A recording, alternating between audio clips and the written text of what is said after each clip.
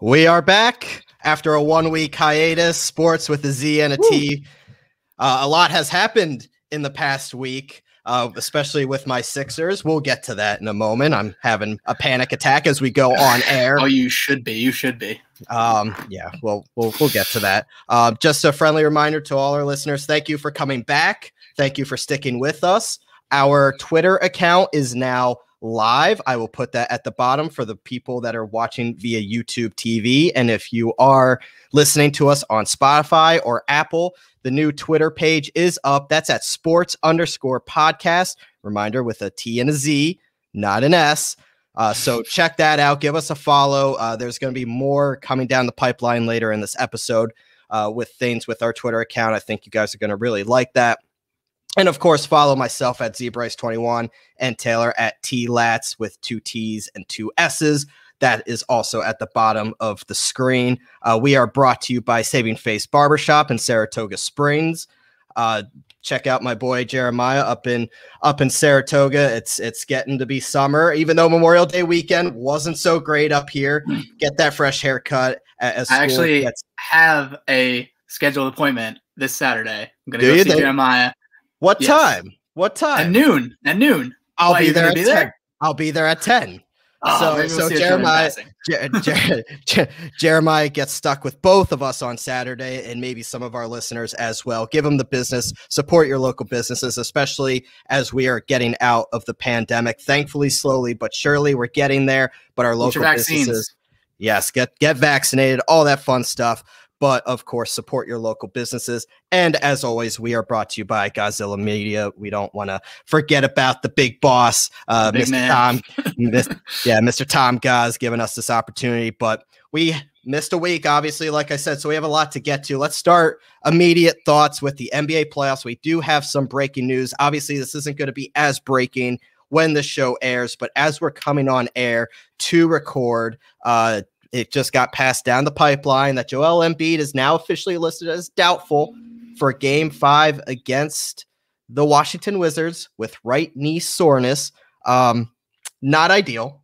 That's okay. No. That's okay. I'm not too worried because I think if the Sixers thought it was more serious, he would have been listed as out. He would have been given a much longer timeline. Usually they give like 4 to 6 weeks or something along those lines. If it's a long-term injury, they're not very specific when it comes to short-term. So I think this is going to be more of a maintenance for the Sixers to make sure he's healthy for the second round, because let's be honest. Yeah, the Wizards stole one against the Sixers on Monday evening, but give the Sixers a day to prepare against the Wizards coming back into Philadelphia for the first time in a fully capacitated stadium. I don't think the Sixers have much to worry about. My NBA champion pick is still going to be okay. Look, I get the numbers are out there that Joel Embiid is a big important I have some numbers role. For you if you want. I'm sure you do. But the Washington Wizards also lost Bertans to a pretty severe ankle sprain. So they're going to be missing one of their better power forwards, and Russell Westbrook isn't fully healthy. Bradley Beal can't do it every single night. So when you look at the Sixers, I'm not going to press the panic button just because Joel Embiid's going to be missing Game 5. Now, if this leaks into the next series, look, I'm not really sweating it against the Atlanta Hawks either, because we'll get to that as well. The New York Knicks look absolutely brutal. I can't believe I picked the Knicks in that series. Yeah, me too. You and me both. Yeah. And I would only be worried about the Eastern Conference Finals if I'm the Sixers, and that's where getting that number 1 seed was important. But I digress. They wouldn't have to see the Nets or the Bucks until the Eastern Conference Finals. They do have to get there, though. I get it. But that's one of the major takeaways that between the two of us that we got from the first round so far. Keep in mind, the last time we talked to you guys, we gave all our predictions. Most of them are looking pretty good. Taylor's not so much. I'll give Taylor his time. This is a safe space. You can let it out. Taylor, I will give you yours. It's okay. We're here for you. But just know this is your time. All right. Well, I thank you on that one. We'll going back to the Sixers. I have the on-court, on-off numbers for the Sixers the entire season. No. I'll bring it back. I did not tee you up to go back to the Sixers to throw stats out there without Joel Embiid. I teed you up to talk about how the Heat looked absolutely abysmal for 4 games against the Bucks. Maybe I don't want to talk about the Heat and how abysmal they look. Look, all right, that was awful. I was completely wrong. Deep in my heart, did I really think that the Heat could beat the Bucks? Probably not. But I got to pick them because at least I got to pick my team in one series. I picked them to lose against the Nets in the next series, but I had to do something. And so, yeah, I'm not going to say they were bubble frauds because a lot of people are saying that, and I hate that. They're frauds. I don't think that that's what happened. You got to remember that this team wasn't supposed to be just – I like taking notes. You do know that. And not Joel Embiid, Jesus. Jimmy Butler, right before the playoffs, through a Bleacher article, said he was so locked in. He was ready to go for the playoffs. He's ready to take the Heat to the next level. Oh, really? Yeah. And LeBron a couple of years ago in 2019, when he was come back from injury, he said playoff mode activated and proceeded to not make the playoffs. So people say things all the time. The point being is this Heat team wasn't supposed to be just this Heat team. It was supposed to also have Victor Oladipo. Now, does Victor Oladipo move the needle that much? Maybe not. Maybe the outcome would have been the same and the Bucks would have won either way. But I don't think it would have been a sweep. And we traded away players to get Victor Oladipo with the hopes that he would be a guy who could, defend. He just can't stay healthy. Score. Yeah, I know. He can't stay healthy. That's obvious. Yeah, because he didn't play. All I'm saying is this team wasn't supposed to be this. It was supposed to be Victor Oladipo and Jimmy Butler, and so instead of getting swept, you might have won one game and had the gentleman. Yeah, 1 or 2 games. It would have been a 6. The Bucks are a good team, and I think you're gonna have some problems when they make it to you in the conference finals. I hope they make it to us in the conference finals. But honestly, the Nets look really good too. So I really don't know at this point. Do the Nets look that good, or are the Celtics that bad? A little bit. I think both, the Nets right? are. Yeah. I mean, obviously the Nets can score at will. Those 3 guys are ridiculous. Like when they're hot, and they don't even need to be hot, and they're scoring like crazy. Like Kevin Durant. Who would have thought that Kevin Durant hadn't played basketball in over 2 years, basically, with the worst possible injury you can have in basketball? He looks fine. He's averaging like 35 points a game, and he scores over anyone. I don't think anyone can slow him down. Maybe if you put Ben Simmons on him, maybe he can slow him down, maybe. But then if I look at your Sixers, if they were to get there, who's going to guard James Harden? Who's going to guard Kyrie Irving? I don't know, man. The thing about the Nets, and I've been trying to watch them, is when the Celtics are, and I don't think trying is the right word, but when the Celtics are actually playing up to the potential of what the Celtics we all thought they could have been this season in this past series, and this is not a secret, the Nets have no defense, and they have no answer for inside the paint. Jason Tatum, when he wanted to, took Kevin Durant to work. And he made Kevin Durant look bad on a couple of plays. I actually retweeted one of them on my Twitter account. It's something that when you get to a more fundamentally sound basketball team, whether it be the Bucks, whether it be the Sixers, you have to play top-notch defense, because that's how these other 2 teams are going to get you, is by beating you in the paint. I don't think they would have an answer for Giannis. Yeah, Kevin Durant, you can say Kevin Durant, but they don't have, I mean, are you looking at DeAndre Jordan to sit there in the paint and step up on a guy like Giannis when he's driving? No, I don't think so. And you're not asking DeAndre Jordan to defend, assuming he's healthy, which I think he will be at this point. Joel Embiid. They have no answer for the Sixers swept the Nets this year. Yeah. I mean, that's a regular season. I'll say that. But, sure, who was playing? Who was even playing in the regular season then? Because Kyrie Irving and James Harden and Kevin Durant were all missing. The last game, the Nets, realized that the number 1 seed wasn't important, I guess, in their mind, and sat everybody. Kevin Durant.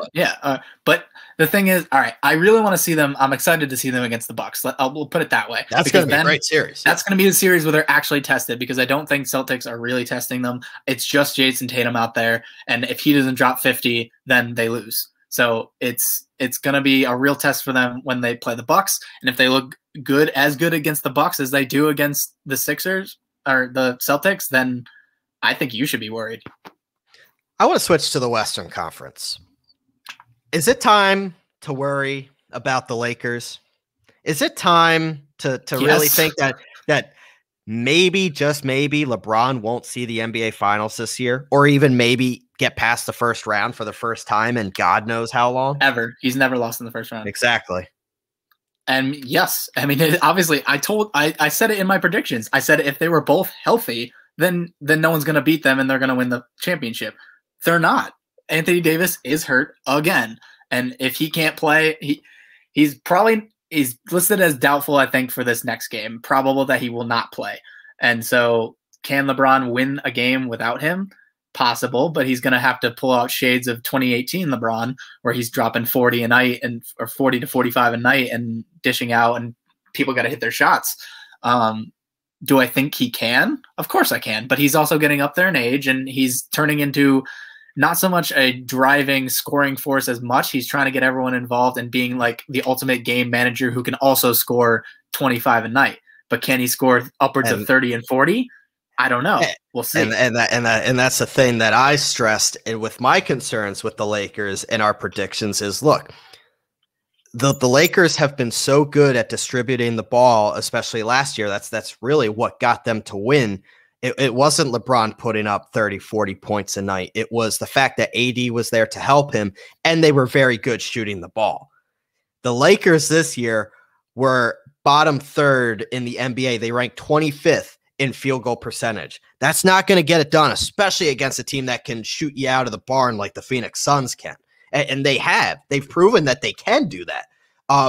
You're not asking LeBron, and especially if AD is not healthy.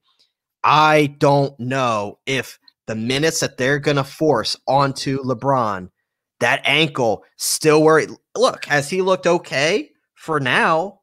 But if you're going 7 games, which I think this series is going 7 games, the way it's looking right now, I don't know if this is. I don't think you could keep this up. Well, this next game will be really telling. This game 5. Tied 2-2, so they're in a good spot. It's best of 3 with Suns obviously having the home court advantage.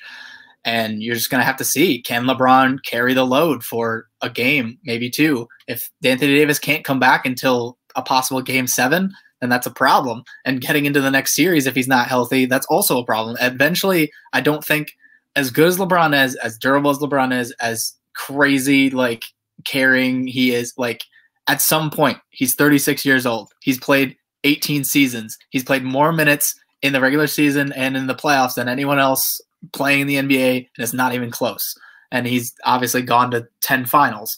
But I don't know if it comes to a point where he cannot completely carry a team. And yeah, he'll get exposed. But I do think that him not losing in the first round is kind of a point of pride for him. So I think he'll give it his all in this round. And if he gets out in round 2 or round 3, that's whatever. But I think he wants to at least keep that on his resume, that never lost in the first round. But yeah, if AD's not healthy, talk about all those finals losses, right? Yeah. What? Yeah, no, but I've team LeBron in the argument. It's better to get there than to not. That argument is ridiculous. Anyone who tries to make the argument that because Jordan went to 6 but didn't lose any, well, just because he couldn't get there any other time. But I digress. I don't want to get into that because I can spout off for hours about this. I'm a LeBron guy, obviously. I know what you did want to get into, and so I put it in our agenda, and I'm not really sure where you're going to go with it, but we're going with it. Kyrie Irving.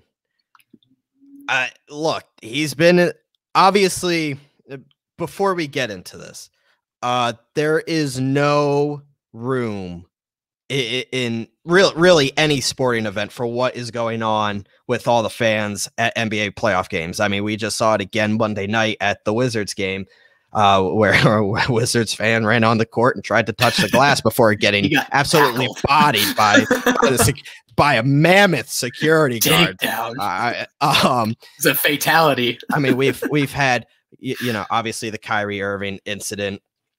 with the water bottle thrown at him. We've had the Russell Westbrook popcorn. We've had the Ja Morant family incident. Now, I believe there's been Trae Young the Trae Young. How can you forget the Trae Young New York incident? There's been 5 reported incidents with fans that have been reported to the police already, and we're just in the first round. I mean, look, obviously we're all happy that we can be back in sporting events, and I get that, but there has to be a fine line. You can't, I mean, that just because we're back doesn't mean you can act stupid. And it's one thing to heckle an opposing team or try to get into their head. That's the whole point of home court advantage. That happens. That's sports, and these players know that. But there's a fine line where it becomes assaulting a player, verbally abusing a player, racially profiling a player. All of those things that I just listed happened this past week while we were out. See, this is what happens. We take a break and all hell breaks loose out there. So we won't take a break again, but it's just ridiculous. So, but Kyrie Irving, that specific event, there's more than just he got a water bottle thrown at him. There is more lying in the weeds than just simply Kyrie Irving had a water bottle thrown at him. And I have a point of view of this, but Taylor, I know you have a point of view of this. I'll let you go first. Kyrie's not, the innocent here. No. And all right. First of all, I want to say, obviously, we're not condoning any of these actions. Let's be clear right now. No, all of them were horrendous. Right. But what led to this event, Kyrie may have put the flame on the gasoline. Yeah. And another thing I want to mention is that a lot of people have been saying, like, the fans are going crazy. The fans are going crazy. These are like 4, 5 different people, like 5 people out of thousands that are going. So let's not lump all fans in together that they're all going crazy. No, these 5, 6 fans went over the deep end, and maybe people are a little riled up because they've been stuck inside for a year and they haven't been able to go to these events, and they're just trying to express themselves. They're excited. But when it comes to Kyrie, my problem with him right now is that he's making it out to be like, like it's a circus. They're treating us like animals and stuff. And like, they're just hurling all this stuff at us and all this crap. And I'm like, bro, who was the one who went to the Celtics? He got traded. Granted, he did not go there of his own volition. He asked to be traded. He was traded there. And then in a press conference, he was asked, "Oh, you're going to stay?" And he says, "Yes, I'm here. I'm staying. I'm going to retire a Celtic." In front of a jam-packed TD Garden. In front of the fans. It wasn't just a normal press conference, right? This was the beginning of the season hype up. You know how a lot of colleges do, like the pep rally. The pep rally. You were right. It was a Celtics opening season pep rally, and he was asked, "Are you staying?" And it was an emphatic yes. Yup. I'm staying. I'm running it back. Like, we're going to stay together. I'm going to retire. I don't know if he actually said he was going to retire Celtic, but he said he was staying. Along those lines, he said a lot of things. But yeah, he said he's staying. He's staying. And then a year and a half, 2 years later, he leaves to go join a super team. Obviously, it wasn't a super team at the time because they didn't have James Harden. They just had Durant. But he still left. And then come to find out, after I saw the video of him getting the water bottle thrown at and everyone freaks out, another video surfaces of Kyrie stomping on their logo. That's where I was going with it. Basically pretending like he was like wiping crap off his foot onto the logo. And I'm like, okay, so you don't want the fans to react with borderline hostility towards you, yet you go out and do this crap. Like, what do you expect from them? I know I'm not saying throwing the water bottle was okay. That's never okay. But they're going to freak out. They're going to hate you. They're going to boo. This is what you're stoking the flames. And then when something happens, then you're like, oh, well, they just think like I feel like he's trying to play it off as a race thing. And I know that there is a history in Boston of racism and all that stuff. I'm not discounting that. I'm not discounting his opinion on that. All I'm saying is that it's not in a vacuum that this is happening. This is happening in Boston because you pissed them off. And you continue to piss them off, and you're doing it on purpose. And it drew the attention of some Celtics legends. Kevin Garnett chimed in, Glenn Davis chimed in, and pretty much saying, like, look, you can't be doing this and expecting to get off scotch-free. I mean, Kevin Garnett kind of played the everybody, all of us need to be better card. Pretty much, he went to Instagram and said, it's not really. Did anybody see that he stomped on Lucky? I guess their mascot's called Lucky. I hate the Celtics, so whatever. I'm all for it. But Kevin Garnett went on to say, like, you can't do that. That's not cool on any level. All of us need to be better. I'm just saying. And then he went on to say, good morning, have a great day. Glenn Davis was the one that really didn't hold back. He said, like I said, you step on Lucky, you step on everybody that played for that team. Keep the shit basketball before somebody gets hurt in real life. I mean, look, did that sole incident cause the water bottle to be thrown at Kyrie? Probably not, but maybe it did. Maybe that fan saw it and said, what did he just do? Shoot. I mean, look, I wouldn't do that. I'd boo the hell out of him. I'd scream at him, but I wouldn't throw something at the player. That is assault. Yes. But did he put that flame on the gas? Absolutely. I mean, this is something that probably could have been completely avoided. The way Kyrie handled himself with Boston entirely from the moment that he stepped foot, claiming that he wanted to be the face of a franchise. He had his chance in Boston. Kyrie was adored in Boston. They stepped up and took him in as if he was the greatest Celtic there was. And for him to do that, I mean, it just left a bad taste in everybody's mouth. I get it, Boston. I do. I would hate the guys, because you know what it reminds me of? It's a little different, but T.O. when the Eagles traded cut T.O. with his spat with Donovan McNabb, the hatred in that city for Terrell Owens was something that I, to this day, have yet to see. And now, obviously, Philly can get pretty hostile real quick. To a level that Boston doesn't really even get to. You threw snowballs at Santa. Oh yeah, we love to throw we love to throw that one out there 60 years later. But never forget. But the hatred that was towards T.O., was there anything ever thrown at him? No. Was there anything? Was he verbally assaulted? Probably, but he took it like a man. Like he took it. He understood the situation. He knew the bed that he sowed and took it. He played for the Dallas Cowboys after he dismantled the Philadelphia Eagles organization. He's going to get it. Kyrie Irving did something similar to the Boston Celtics. Now, did he go to their arch rival? No. Did he fully blow up that roster? No. But he was supposed to be a big piece of what the Boston Celtics, I mean, we were looking at the Boston Celtics back in 2015, 2016 saying, well, I mean, they're set up. They have all these draft picks. They already have this great young core.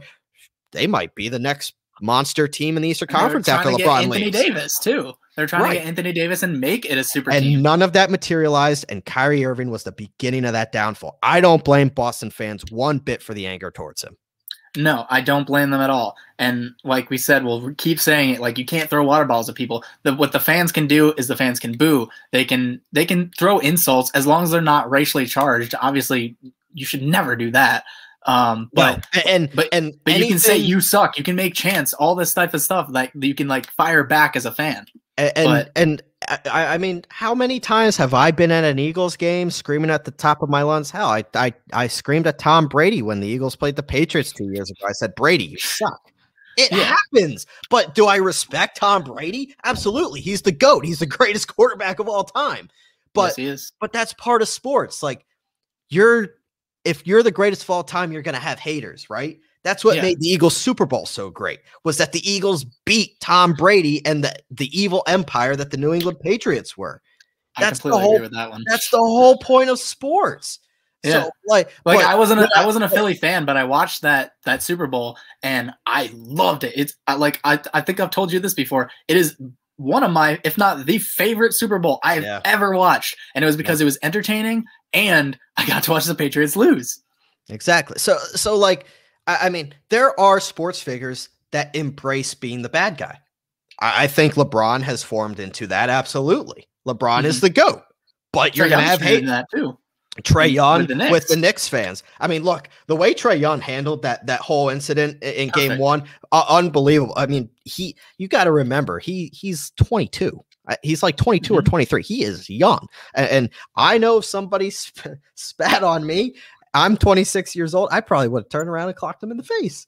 I mean, but I mean, I get it. You're a professional basketball player. You're an all-star. Maybe you would view it differently too, but that's just me. And especially, and I think you made this comment, in the middle of a pandemic, you're spitting on somebody. It's not okay at any time, but especially not in the middle of a pandemic. Like, come on, be better. I mean, fans, you guys got to chill. But there's one thing about making a hostile environment. There's one thing about being stupid and putting people's lives at risk. Going back to Kyrie, I just what he does, I think that irked me the most is he did all the things we listed out. How he is like he's basically asking Boston to hate him, but then he goes ahead and he plays the victim, and it's like that's okay, the other flip of it. Yes, you got thrown. The water bottle thrown at you was bad. No question about that. That shouldn't have happened. But that was one fan. But you're going to lump all the fans together and say that they're all acting dumb. Kevin Durant, they're all acting dumb. You guys, it's bigger than you. It's bigger than you. It's basketball. Like, we're playing. Like, let us just play the game. Enjoy the game. And it's like, okay. But, like, these fans emotionally invest themselves in these teams. And then when Kyrie Irving does what he does, stomps on the logo. Like, I'm not saying that the logo is sacred or anything. But Celtics fans might say that it is. And just, what you're bringing onto yourself, and then don't play the victim afterwards and just be like, oh, well, they're just being mean to me. No, you asked for this. You are the one causing this. If you handled yourself perfectly fine, didn't stomp on the logo, if you hadn't lied the first time and said that you were staying, I know he got caught up in the moment. That's what his excuse was. He was caught up in the moment. But like, you say something political, like you dodge the question. You say, I don't know, man. Like, we'll see. I'm just pumped for this year. That's literally all you had to do. You didn't have to promise that you come back. And look, Kyrie has a history now where whatever he says, people are only going to take it with a grain of salt because nobody knows what's going through this guy's head. I mean, we all know he's not a normal dude. His clock ticks a little differently than everyone else's, and that's not always a bad thing. But in Kyrie's flat world, and listen, I applaud Kyrie for all the social justice type stuff that he's been. Absolutely, there's doing. Some good, but if you also don't come out more important than basketball. I mean, you also don't come out and say that before the playoffs. Yeah, I mean, if that's what you want to do, that's what you want to do. But like, don't blame the fans for being skeptical about it. Save that for after you have the parade. You know what I mean? Save it for after the season's over. But hey, like I said, I just had to get that off my chest with Kyrie. He just irks me sometimes. No, absolutely. And I think a lot of people are with you on that boat. This next one. I don't know if many people are familiar with Rick Boucher or Boucher. I don't really know how it's Bucher. There you go. That's how you pronounce it. He's a former TNT NBA analyst. I believe he's with FS1 now. ESPN. He was with ESPN for some time. He made a tweet, and now this is going way back. 2015. November of 2015. Just to date everybody. He tweeted, and now this is process related. This is Sixers related. This is Knicks related. I'm just going to read the tweet, the initial tweet. I'm ready to trust the process, the Knicks process. Inducing young talent to lose year after year isn't a process. It's negligence. Now, he's been roasted for it's 2021. He's been roasted for 6 years for this tweet because he's been absolutely dead wrong. Absolutely dead wrong on this entire thing.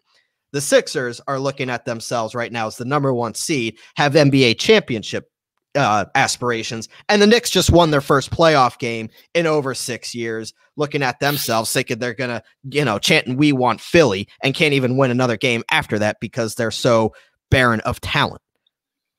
Let me go. And, it came across my feed.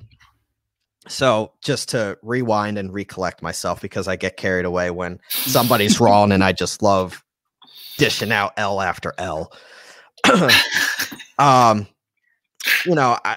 retweeted it and said, "How have you still not deleted this tweet?" Because most people, when they're really, really wrong on social media, delete the tweet so they don't get the mentions.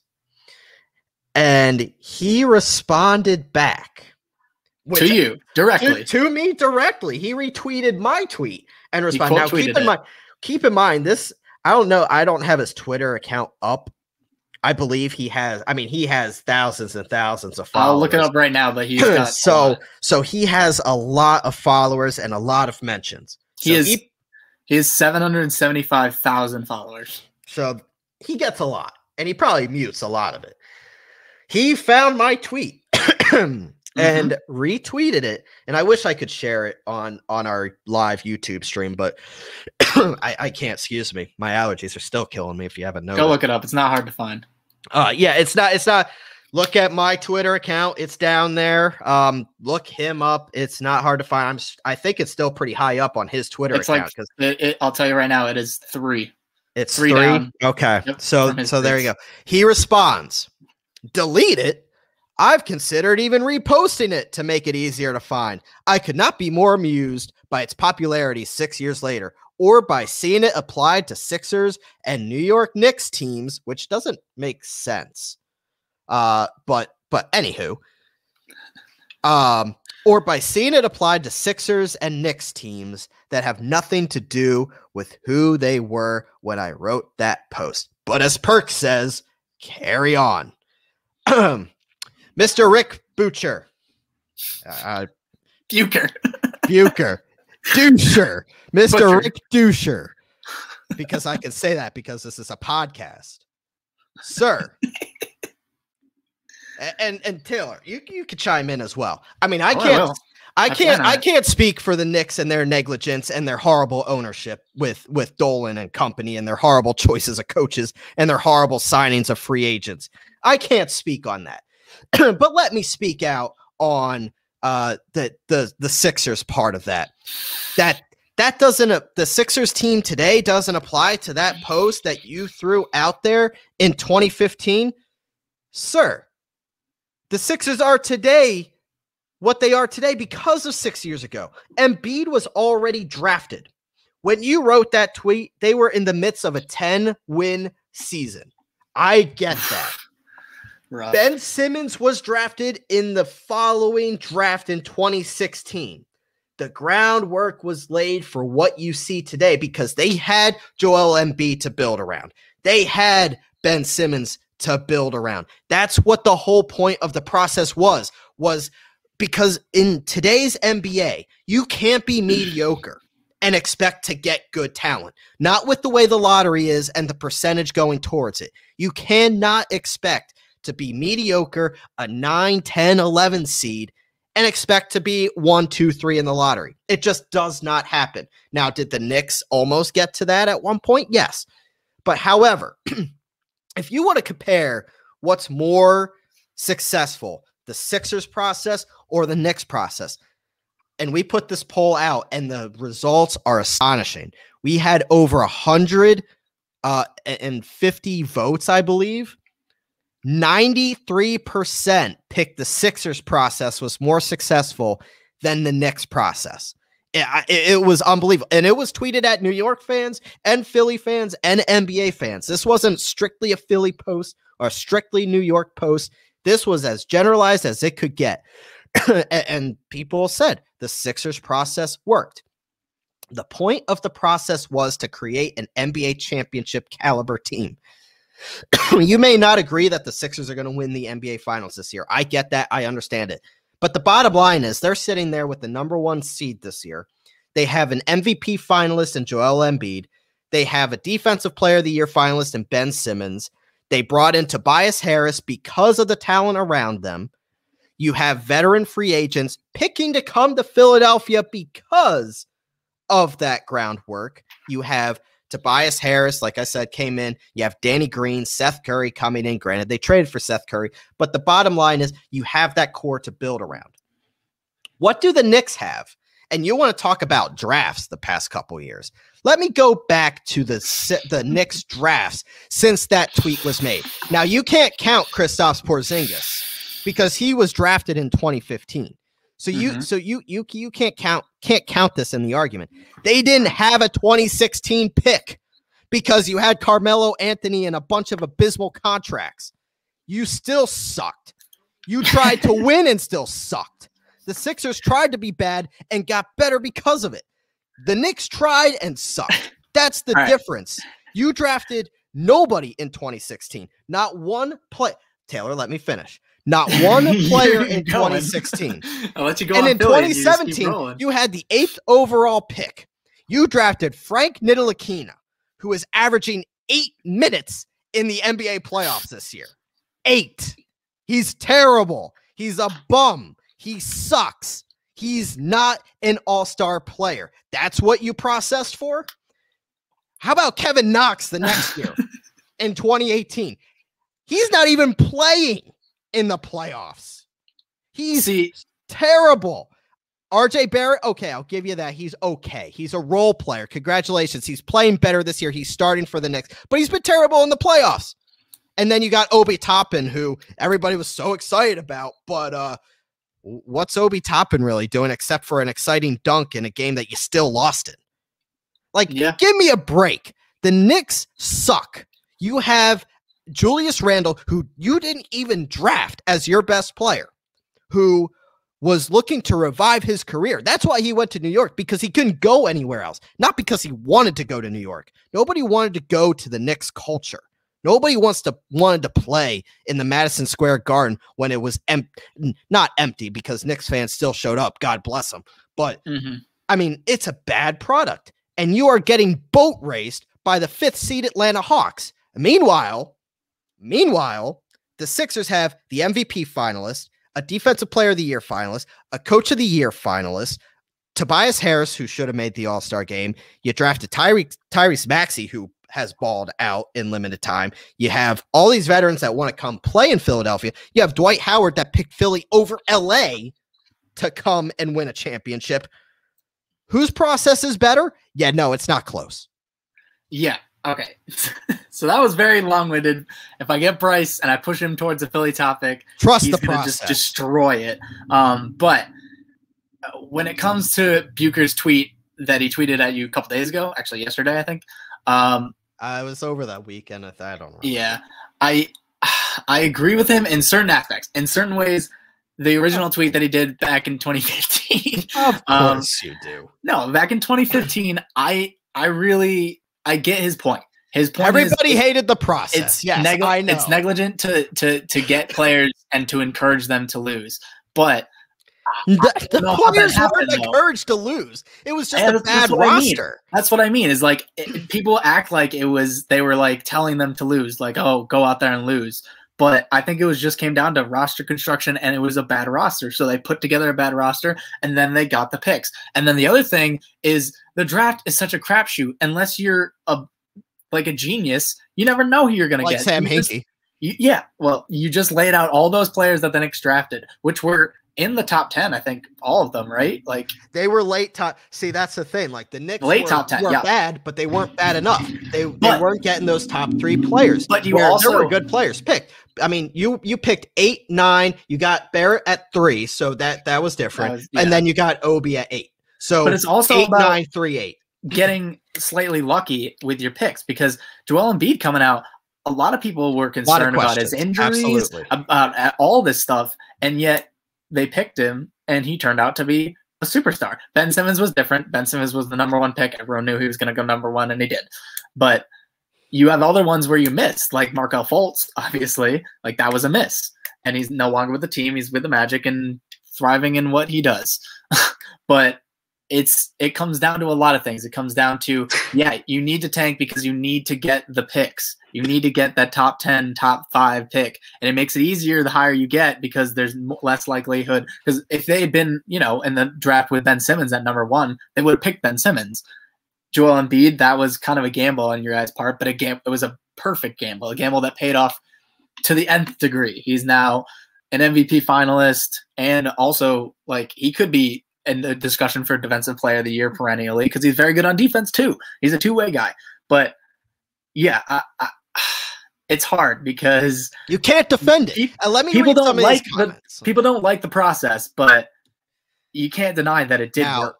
Now this man has been roasted in the mentions for trying to defend his tweet. Let me just read some of these. You were wrong, bro. It's okay. The point of the process was to get here. So, of course, it has everything to do with these current teams. Of course, if you're making up a one-sided narrative and can't consider the other side of the argument, you would reply this way. Somebody responded, I'm not owned. I'm not owned. I continue to insist as I slowly shrink and transform into a corn cob. The Sixers are what they were when you wrote it. Translation. I'm going to double and triple down on it rather than admit I was wrong. I was thinking short term. Apparently, I don't know the difference between process and instantaneous. I was thinking checkers. The Sixers were thinking chess. Yeah, I mean, him saying that it has nothing to do with the teams that they are now is so it's just not true. It has everything to do with what the Sixers are now. He tried to defend himself and dug himself a bigger grave. And I am happy to expose these people on Twitter.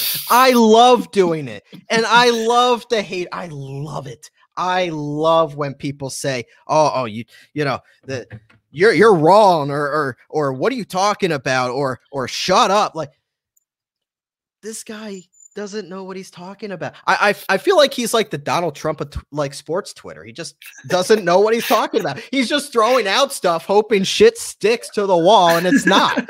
Come on. But anyway, at any rate, I thought that it was very funny that I'm sure thousands of people that are tweeting at him, he chose to retweet you. I'm looking at my phone, and it's the holiday weekend. We're doing a lot of things. It was even though the weather was terrible, we were busy. And I'm sitting by the fiance's family came up and they were at a hotel and they were swimming. I'm sitting by the pool at the hotel and I'm looking at my phone and I'm like, wait a minute. Did he responded to me? I don't remember getting his notification.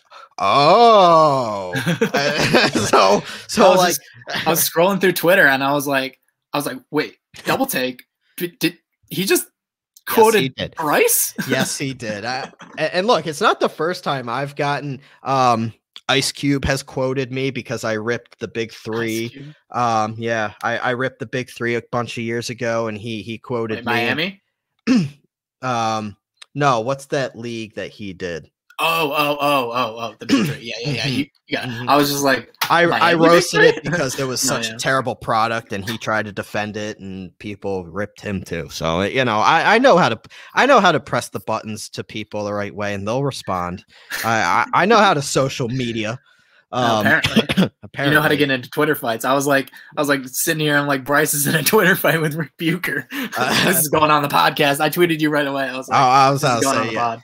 And I said, oh, absolutely. Taylor, we have an exciting development coming around. We have a prize. We have a giveaway, I hear. Oh yes. We definitely have some exciting news that Godzilla Media and Sportz with a Z&T podcast has now partnered with Big Hair Energy. And thanks to Big Hair Energy, we're going to give away 2 prizes today. But first, I'm going to let Bryce handle that a little bit later. But right now, we have Big Hair Energy was founded by Steve Karbowski in Utica. If you want to learn more about Steve, he is on last week's episode with Getting There with Goz. You can find that anywhere you find this podcast or any other Godzilla Media podcasts.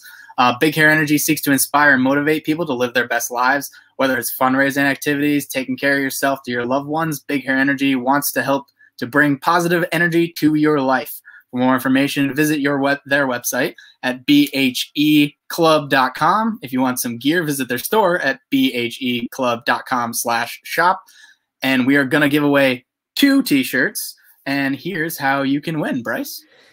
Yeah, you're going to follow our show Twitter, which is live today. It's right below. It's at Sportz_podcast. Keep in mind that the sports is with a T and a Z, not an S. So it's right below. And then make sure you tweet at the show using the hashtag Big Hair Energy. We have an exciting development of how we're going to pick the winners. Otis the Pug, who makes several appearances on this show. If you watch on YouTube, our YouTube feed, that he does pop up on screen. He is not barking today. I might have just jinxed it, but he has not made an appearance today. But we will have a video of him picking the winners of whoever follow this. Taylor, this is how we're going to know who listens to us. How many people listen to us? By how many people? I'm a little nervous about this. By how many people respond to this? Because if you respond to this, you listened to full 45 minutes of us talking today, which we appreciate you. We love you. We appreciate the support and hope that you are along with us with this awesome ride that is coming down the road. But yes, follow us on Twitter at Sportz_podcast. Tweet at us using the hashtag Big Hair Energy. We will pick those followers. We'll probably give it a day or two just to get all the responses in, because the beauty about a podcast is you can listen to it whenever you want, whether it be on YouTube or if you're out cutting the grass. Put in those headphones, pull up Spotify or your Apple Podcasts and listen to us whenever you like. Or if you're going to, you're stuck in traffic coming home from work and you need 45 minutes to kill, boom, we're right there. Just look us up and we can make that drive a little less painful for you. Hopefully. If you like hearing Bryce yell about Philly sports every now and then. Hey, it's not all about Philly. The thing about it is, like, Philly is in the forefront, it seems like, in the sports world lately, at least in basketball. Definitely basketball. I'm gonna throw, we'll have plenty of time to talk baseball. We'll have plenty of time to talk football. June 1st, which we're airing on, is a big day. Especially for teams looking to trade players or cut people. Keep in mind, Julio Jones is out there. There's a lot of interest. I've been hearing the Titans. I've been hearing the Seahawks. I've been hearing the Niners. I've even heard the Patriots. So there's a lot of traction too, maybe. Right. There's a lot of traction with Julio Jones. The Eagles with Zach Ertz. Zach Ertz could be on the move as well. I'd look at Indianapolis. Just saying. But team up with Carson Wentz. But a lot is going, and it feels so good. And some exciting local news. I'm just ripping it through real quick. Some local exciting news. The Saratoga Springs track will be open 100% to fully vaccinated people. Opening day is July 15th. So we will be hopefully doing something with the track. Who knows if we could get some media passes? We'll have to talk to the big guy about that as well. Nice. Sweet. What's really exciting, not so much, Taylor, you could care less, but for my Penn State Nittany Lions fans out there, they just did, just a sign of that we're going back to normal. They announced that Beaver Stadium will allow the 107,000 fans back into the stadium today. They're going to be full at capacity starting with game 1 in late August. So that's really awesome. College football is one of those, you need the students. You need the fans, or else it's way too weird. You need that energy. And it's just awesome to see that, like, we're getting back. Sports is back. The NBA playoffs are here. Baseball is in full swing. OTAs is going on for the NFL. Hockey playoffs are full swing as well. So we got a lot going on. We're back. I'll put it out there again. Everyone get vaccinated. This is how we get these things back. This is how we get things back. Don't throw popcorn or spit on players if you go to a game. I'm excited. And don't be a dick. Come on now. I'm going down to Philly. We're going down to Philly in 2 weeks. Not we as me and Taylor, but me and the fiance. We're going down. Phillies. Well, you'd be. They're playing the Yankees. That's where we're going to see. Oh well. All right. I would actually. 2 teams that are in a complete downward spiral, so that should be fun in its own right.